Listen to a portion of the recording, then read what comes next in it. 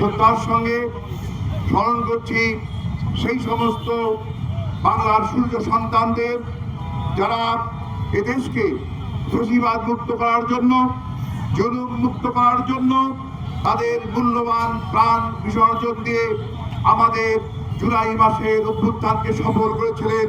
সেই সমস্ত প্রায় 2000 শহীদ ও আবু সাইদ সহ মুক্ত সহ আল্লাহ সেই শহীদদের শাহাদত কবুল করেন। আমি এই দোয়া করছি।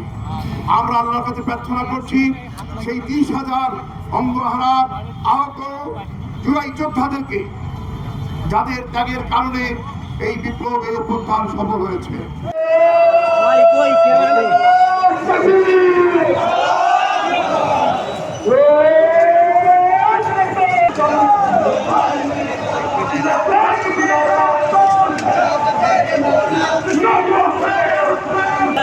No!